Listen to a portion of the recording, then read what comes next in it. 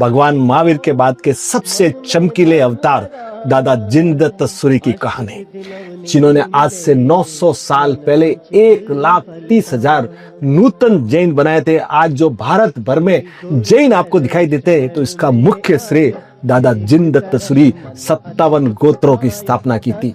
संवत 1132 में धौलका में पिता वासिक शाह और महावाहदेव के पुत्र रत्न का जन्म होता है। सोमचंद्र 9 साल की उम्र में दीक्षा और 1169 आते आते आचार्य पद आचार्य दादा जिनदत्त सूरी विहार करते हुए विक्रमपुर पहुंचते। महामारी का आलम, हजारों लाशें, लोगों में हाहाकार मचा हुआ है। दयालु गुरुदेव अभिमंत्रित जल का छिड़काव करते हैं, पूरी महामारी खत्म हो जाती है। लोग इतने प्रभावित हो जाते हैं कि भारत के इतिहास में भगवान महावीर के बाद पहली बार एक साथ 500 पुरुष और 700 स्त्रियों ने एक साथ 1200 लोगों ने वहां पे दीक्षा ली थी। एक नागदेव नामक श्रावक, उसके मन में आया कि इस युग में सबसे बड़े आचार्य कौन, तो वो युग प्रधान कौन, तो वो जाता है गिरनार और माँ अंबिका की जबरदस्त तपस्या करते हैं।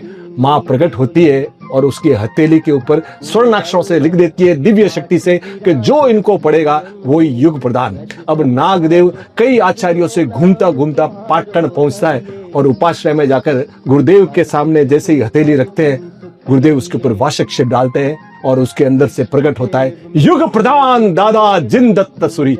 एक बार प्रतिक्रमण चल रहा है, ऊपर से बिजली कड़क रही है, बारिश हो रही है, हजारों लोग प्रतिक्रमण कर रहे हैं। गुरुदेव तो तुरंत उस बिजली को अपने लकड़ी के पात्र में स्तंभित कर देते हैं। तब बिजली देवी उनको आशीर्वाद देती है कि जो भी आपका नाम स्मरण करेगा मैं उसके ऊपर कभी नहीं करूंगी।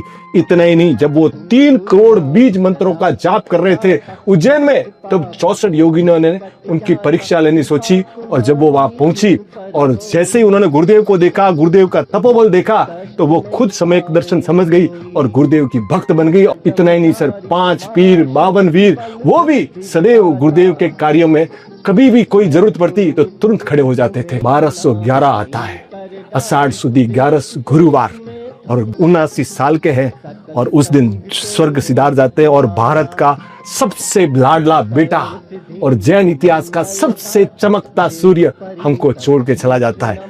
पर जाते जाते भी उनके चमत्कार कैसे, जब उनका अंतिम संस्कार हो रहा था उनकी काया तो जल गई और बच गए उनकी चादर, उनका चोल पट्टा और उनकी मुंह पत्ती, जो आज भी आप 872 साल बाद भी आप जैसलमेर ज्ञान भंडार में आप दर्शन कर सकते हैं। और अभी 6, 7, 8 मार्च को बहुत बड़ा चादर महोत्सव होने जा रहा है। बोलिए चारों दादा गुरुदेव की जय। Thank you sir.